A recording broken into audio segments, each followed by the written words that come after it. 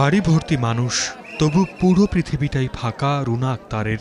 2 বছরের বুকের ধনকে হারিয়ে নিজেকেই যেন দায়ী করছেন আপন মনে। কেননা সাজিদ তার সাথেই বেরিয়েছিল বাড়ি থেকে, হাঁটছিল পাশে পাশে। হঠাৎ কি থেকে কি হয়ে গেল। আমার বাচ্চাকে আমি নিজেই নিয়ে গেছি।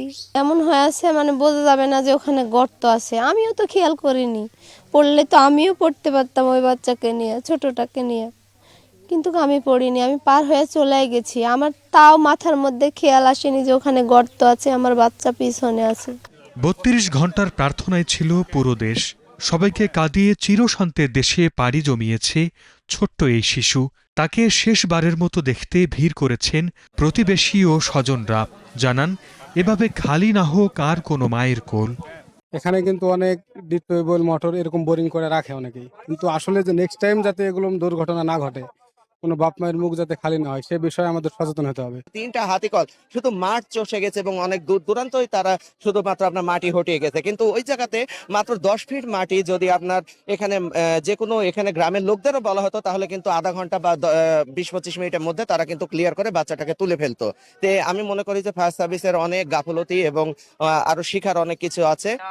জানাজা পড়ান কাজী মাওলানা মিজানুর রহমান। তার কণ্ঠেও আপনজন হারানোর শোক। নেককিরি কবরস্থান মাঠে ঢল নামে মুসল্লিদের। চোখের জলে সাজিদকে শেষ বিদায় জানান তারা। শিশু সাজিদের এমন পরিণতির জন্য যারা দায়ী, তাদেরকে আনা হোক আইনের আওতায়, এমনটাই দাবি। প্রশাসনকে একটু তৎপর হওয়া উচিত, এই ধরনের দুর্ঘটনা যেন আর না ঘটে।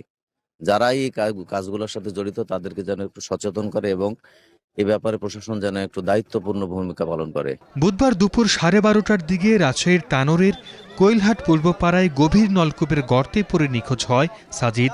50 ফুট মাটি খনন করে 32 ঘন্টা পর শিশুটিকে উদ্ধার করেন ফায়ার সার্ভিস সদস্যরা। এরপর তাকে তানোর উপজেলা স্বাস্থ্য কমপ্লেক্সে নেওয়া হলেও বাঁচানো যায়নি। Desk report, star news.